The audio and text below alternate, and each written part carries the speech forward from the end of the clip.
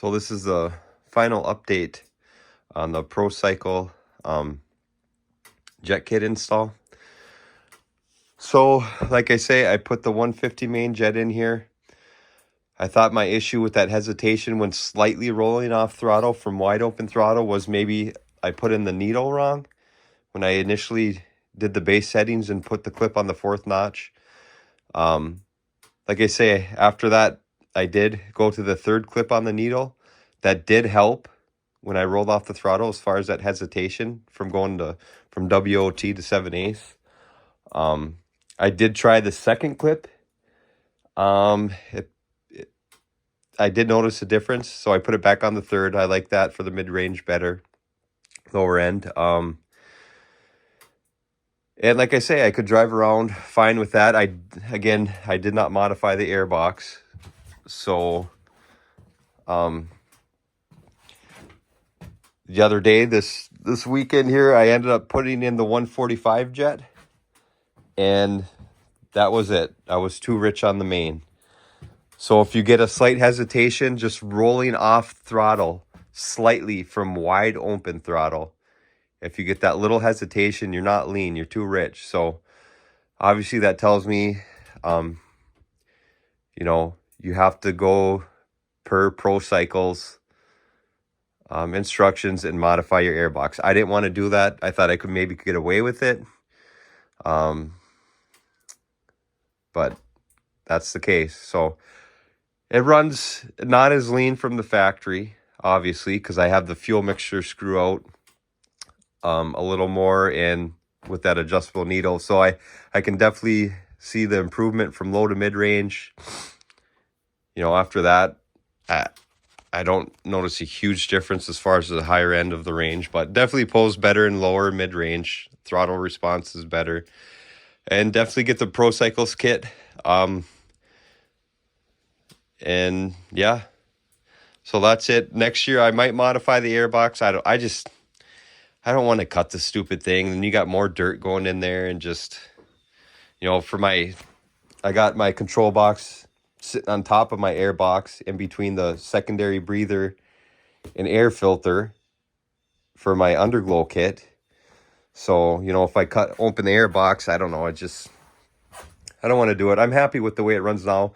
Not only that, I was running it hard. I was getting like only 35, 38 miles per gallon.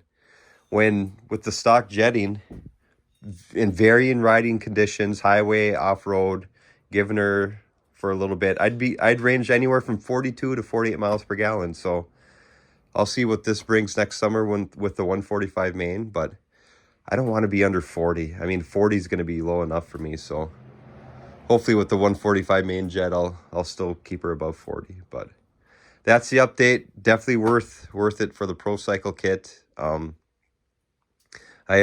finally got my case covers in. So if you've seen my 2023 Suzuki DR650 review, I told you these had yet to be installed. So I got my case cover on and my other Chair Beast frame guard. So it's nice having that added protection now. So basically, that's it. I went over the mods in the review. Here's the other case saver. And I like that black, offset there. So that's as far as it. As far as this build goes, that's it. These are the Dunlop Trail Max Missions on my custom moto wheels, the Warp 9 Elite set. I got my front right here. I've been waiting on this stupid front tire. So this one is not mounted yet. But here's the front wheel. I'm still waiting on that Dunlop Trail Max Mission. Yeah, it's been 3 months. I don't know what the deal is with it, but my rear came in right away. Got that mounted, so. But other than that, the bike build on the Mighty DR is done. So I was looking at graphics kits to maybe change up the colors. But other than that, so definitely follow Procycle's instructions. You can still get away with not modifying the airbox with the 150 jet in. You just got to live with that slight hesitation whenever you go to full throttle. You know, but if you were like 3/4, 7/8, and then let off a little bit, it didn't do it. It's only when you're ripping it. So, and I did notice the difference going from the 150 main to the 145. I did get a slightly more decel pop, but not as much as it was from factory. Because I did take that, if you see my pair valve delete video, I did take I took that pair valve off here. So, but yeah. All right. Have a good one.